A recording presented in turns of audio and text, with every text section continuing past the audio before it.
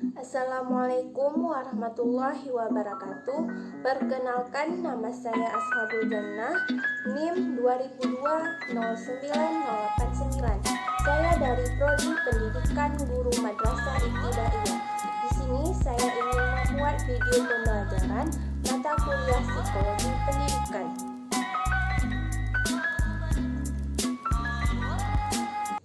Yang pertama, kita akan membahas terlebih dahulu apa itu pengertian dari konsep teori belajar. Teori belajar adalah suatu teori yang di dalamnya terdapat tata cara pengaplikasian kegiatan belajar mengajar antara guru dan siswa, perancangan metode pembelajaran yang akan dilaksanakan di kelas maupun di luar kelas. Yang kedua, kita akan mempelajari bagaimana yang dikatakan dengan teori belajar behavioristik. Teori belajar behavioristik adalah teori yang mempelajari perilaku manusia, perspektif behavioral berfokus pada peran dari belajar dalam menjelaskan tingkah laku manusia dan terjadi melalui rangsangan berdasarkan stimulus yang menimbulkan hubungan perilaku reaktif atau respon hukum-hukum humanistik. Yang kedua, kita akan membahas bagaimana yang dikatakan dengan teori belajar kognitif. Teori belajar kognitif adalah teori yang mulai berkembang pada abad 20-an.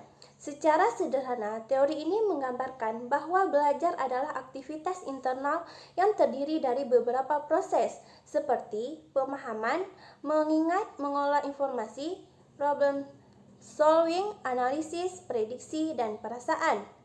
Yang ketiga, kita akan membahas apa itu teori belajar humanistik.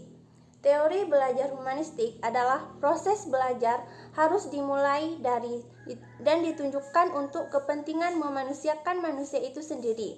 Oleh sebab itu, teori belajar humanistik sifatnya lebih abstrak dan lebih mendekati bidang kajian filsafat. Teori kepribadian dan psikoterapi daripada bidang kajian psikologi belajar, teori humanistik sangat mementingkan isi yang dipelajari dan menggunakan proses belajar itu sendiri, serta lebih banyak berbicara tentang konsep-konsep pendidikan untuk membentuk manusia yang dicita-citakan, serta tentang proses belajar dalam bentuk yang paling ideal. Yang ketiga, kita akan membahas siapa sih tokoh yang mengemukakan teori belajar behavioristik, teori belajar kognitif, serta teori belajar humanistik. Terlebih itu, kita akan membahas siapa pertama tokoh yang menemukan pemikiran teori belajar behavioristik. Yang menemukan teori belajar behavioristik adalah Gardner dan Berliner. Yang kedua, tokoh yang mengemukakan pemikiran teori belajar kognitif adalah James Piaget.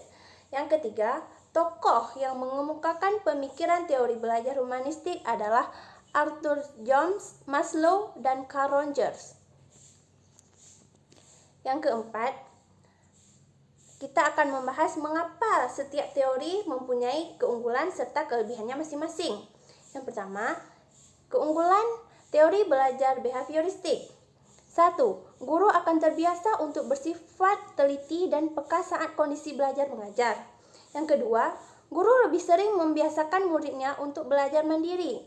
Tetapi ketika murid kesulitan, baru bertanya kepada guru. Yang ketiga, dapat mengganti cara mengajar atau stimulus yang satu dengan stimulus lainnya, hingga mendapatkan apa yang diterima oleh murid atau respon.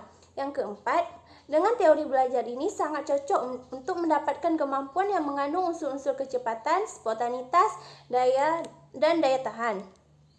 Yang kelima, teori ini akan membentuk perilaku yang diinginkan. Dengan kata lain, perilaku yang berdampak baik bagi murid diberi perhatian yang lebih untuk mendapatkan perhatian yang sesuai. Yang kedua, kekurangan dari teori belajar behavioristik. Yang pertama, untuk semua pelajaran dapat memakai teori belajar behavioristik. Yang kedua, Guru diharuskan untuk menyusun bahan pelajaran dalam bentuk yang sudah siap. Yang ketiga, murid cenderung diarahkan untuk berpikir linier, konvergen, tidak kreatif, dan memposisikan murid sebagai murid pasif. Yang keempat, dalam proses belajar mengajar, murid hanya bisa mendengar dan menghafal yang didengarkan. Yang kelima, murid membutuhkan motivasi dari luar dan sangat tergantung pada guru. Nah, selanjutnya kita akan belajar apa sih yang ada pada keunggulan teori belajar kognitif. Yang pertama, memudahkan siswa untuk memahami materi belajar. Yang kedua, siswa menjadi mandiri dan lebih kreatif. Dan selanjutnya ada juga kekurangan dari teori belajar kognitif. Yang pertama, kekurangannya adalah teori yang belum bisa digunakan pada semua tingkat pendidikan. Yang kedua, pada pendidikan tingkat lanjut, teori ini sudah susah untuk diterapkan.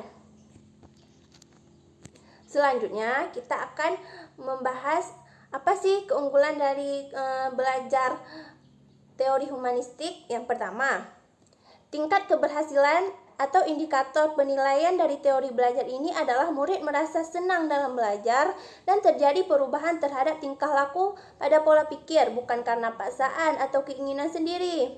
Yang kedua, jika proses belajar mengajar mengutamakan pembentukan kepribadian, perubahan tingkah laku, dan hati nurani, maka teori belajar humanistik sangat sesuai. Yang ketiga, dengan teori ini, murid diharapkan menjadi manusia yang bisa mengatur dirinya sendiri dan menjadi pribadi yang tidak terikat oleh pendapat orang lain tanpa harus merugikan atau mengambil hak-hak orang lain.